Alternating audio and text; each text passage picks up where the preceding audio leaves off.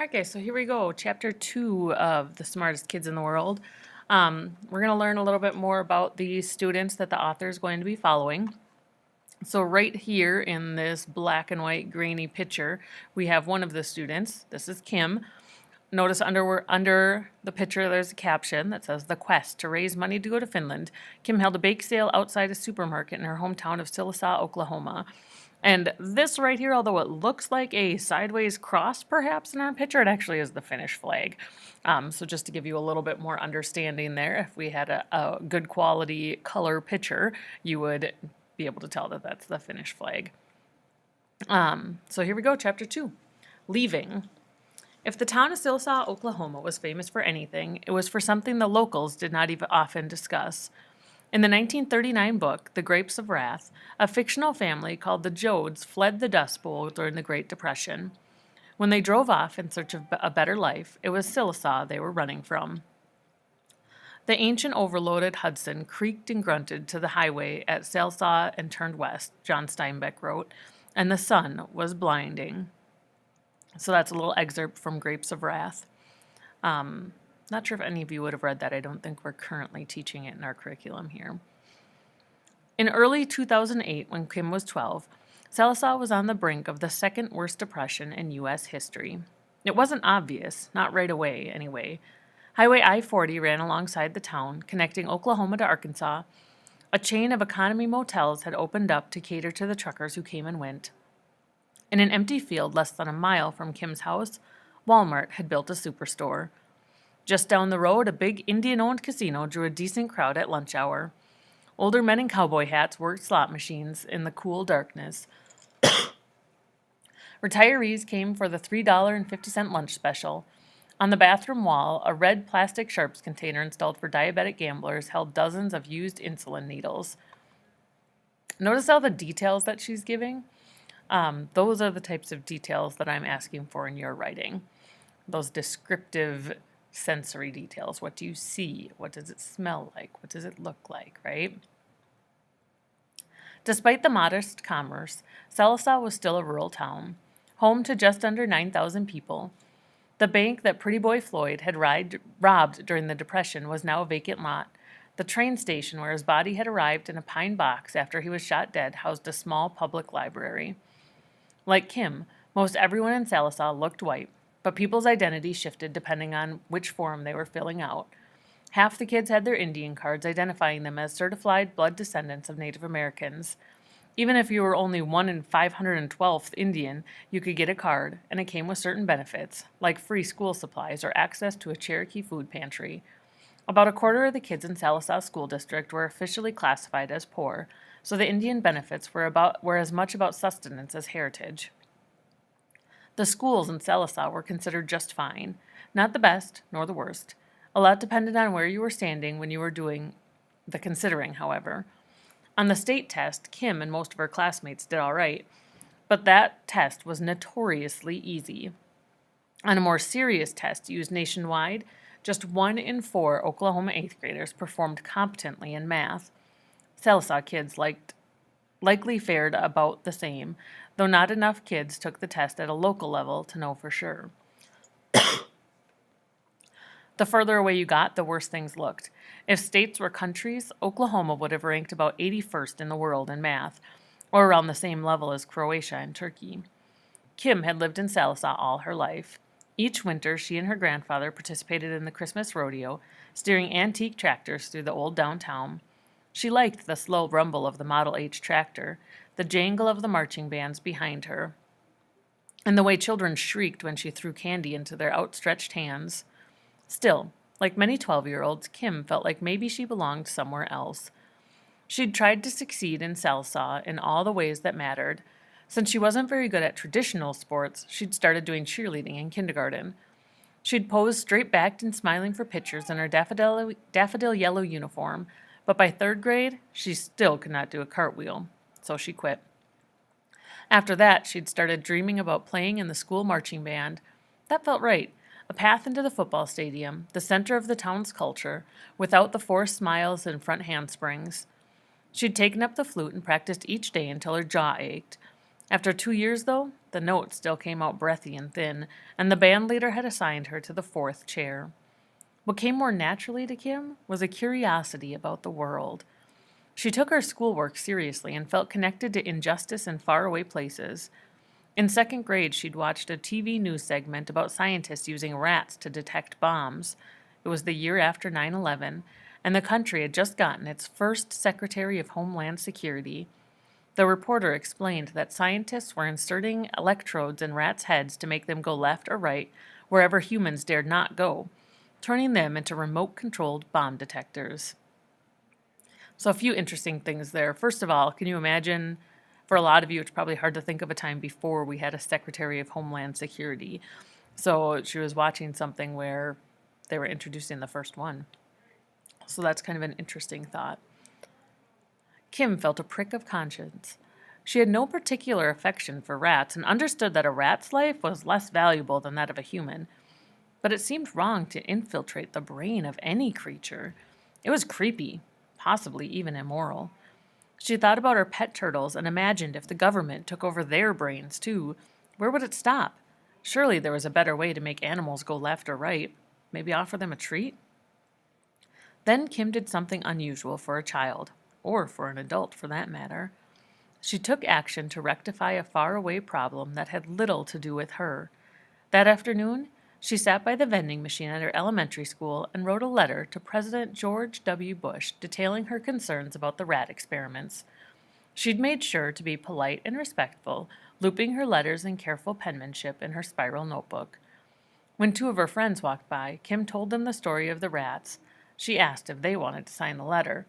Maybe they could start a petition, get the whole school to sign. After staring at her for a beat, the girls squealed. "Ew, gross, Kim, who cares about rats?" Their laughter echoed down the fluorescent-lit hallway. Then they made up a little song about Kim and her crusade. It was more of a jingle, really, not very lyrically inspired. Save the rats, save the rats! But it caught on anyway. Kim felt a space open up between her and her friends. She wouldn't have minded if they'd thought the robo-rats were a good idea. What had upset her was that they didn't seem to care at all. Why didn't they care? At times like this, it felt like her friends were speaking another language, one she could imitate but never really understand. She stopped talking about the rats and she pretended she didn't hear the Save the Rats jingle when she walked down the hallway. Still, she sent the letter to the White House. An invitation. One day in 7th grade, Kim's English teacher asked to speak with her in the hallway. "You've been invited to go to Oklahoma City and take the SAT," her teacher told her. "It's an honor." Kim was confused. She was only 12. She stared back at the teacher, her dark brown eyes awaiting more information. The teacher explained that Kim's standardized test scores had qualified her and other students for something called the Duke University 7th grade talent search. The scores wouldn't count, but it would be an interesting experience. In the car on the way home from school, Kim handed her mom the pamphlet. "I want to go to Oklahoma City and take the SAT," she announced, looking over the top of her small wire-frame glasses. Her mom stared at the information and then at her daughter. Oklahoma City was a 3-hour drive from Sallisaw, but Kim hadn't sounded this empathetic about anything in a while. Kim's mom, Charlotte, was a teacher at the local elementary school. She was a petite woman with short curly hair, an unabashed Oklahoma drawl, and a quick laugh. She doted on Kim, driving her to and from school each day so she didn't have to take the bus. At their small ranch house, she lined the walls with pictures of Kim visiting the Oklahoma State Senate and Kim in her cheerleader uniform. Lately, she'd become worried about her daughter's attitude. When she wasn't alone reading in her room, Kim spent a lot of time complaining about school in Sallisaw. Charlotte had several theories about this behavior. For one thing, she and her husband had been fighting too much. It was an old, worn feature in the family, but as Kim had gotten older, she'd started to take sides, defending her mom against her dad and pleading with her to get divorced. Another theory was middle school. In 6th grade, Kim had come home with her first C. She'd said she was afraid to ask for help because her teacher got angry when kids didn't understand. Charlotte eventually complained to the principal, but nothing happened. She made Kim ask the teacher for help anyway, and Kim went into school early for a series of strained tutoring sessions. By the end of the year, she'd decided she was terrible at math and vowed to avoid it whenever possible.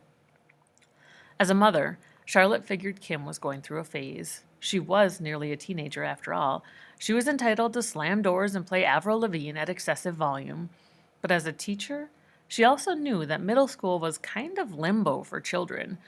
The years when American kids began to slip behind, and when it became obvious that some of them would eventually drop out altogether. This Kim, the one who wanted to drive 3 hours to take the SAT, reminded her of the old Kim, the one with plans. As she drove home, Charlotte silently added up the cost of going to Oklahoma City. They would probably need to spend the night in a hotel to get to the test on time, not to mention gas and food. As they pulled into the driveway, she made up her mind. Okay, let's go see how you do. A few weeks later, at a mostly empty Oklahoma City high school, Kim sat down with a small group of kids to take the SAT. She answered the essay question as best she could, twisting her long brown hair round and round her index finger. She'd always liked to write, and people had told her she was good at it. When she got to the math section, though, the problems had letters in them where there should have been numbers. Maybe it was a misprint? So what part of math is she doing with letters in it instead of numbers? Remember, she's only in 7th grade when she's taking this test, so she hasn't hit algebra yet. She looked around. No one else seemed confused, so she focused on the word problems and guessed on the rest. By the end, she'd twirled her hair into a nest of knots. She had a grinding headache, like her brain had been slowly cooked over a low flame. She took 4 aspirin and slept the whole ride home. 1 month later, Kim's teacher handed her an envelope with her SAT scores. When her mom picked her up from school, the two of them sat in the car and stared at the paper, trying to decipher what the numbers meant. Oh, look here, it says you've done better than 40% of college-bound Oklahoma high school seniors in critical reading, her mom said. What? Said Kim, grabbing the paper. That can't be right. Kim read and reread the words. How could she have done better than any college-bound high school seniors, let alone 40%? What had those kids been doing for the past 5 years? Wow, I am very disappointed in my state right now. Oh, Kim, her mom said, rolling her eyes and putting the car into drive. But as they drove home, Kim had a second reaction. This was the first time she had ever won anything. It wasn't a cheerleading trophy, but still. She looked down at the scores again, then she turned to look out the window so her mom wouldn't see her smile. Later that spring, Kim and her parents drove to Tulsa for a recognition dinner for the top-scoring SAT takers. Kim wore the yellow-flowered sundress she'd gotten for the band rehearsal. The Sequoia County Times ran a short article along with a picture of Kim and her silver medal. Usually, the newspaper ran stories about Sallisaw basketball and football players, the local celebrities. It felt strange to see her name in the same font. Back at home, Kim put the medal in her desk drawer. It made her nervous to have it out in the open. What if it was the last thing she won? Better to forget about the whole episode until she took the SATs for real in high school. But a few weeks later, a brochure arrived from Duke Summer Camp for the Gifted and Talented. Her SAT scores had gotten their attention. The story was not over after all. She was invited to learn Shakespeare and study psychology in Durham, North Carolina. Reading the pamphlet, Kim felt disoriented, as if she'd stumbled upon a new planet. The program was billed as intense and demanding, equivalent to 1 year of high school in just 3 weeks. How was that possible? The camp looked like an unusual place, the kind of place where it was acceptable to care about things like Shakespeare and psychology. She ran to tell her mom. Her mind buzzed with the idea of meeting people her own age who wanted to have serious conversations. This is my chance to be normal. We can discuss things, real things. Kim had never really been good at small talk. It felt awkward and fake. Maybe this camp was a place where she could be herself, where she could go left or right at will and let her questions come tumbling out into the open. So remember the left or right at will? She's referencing back to the rats again. But the program cost money, and besides, Charlotte was in no hurry to let her youngest child leave home for the summer. She said no.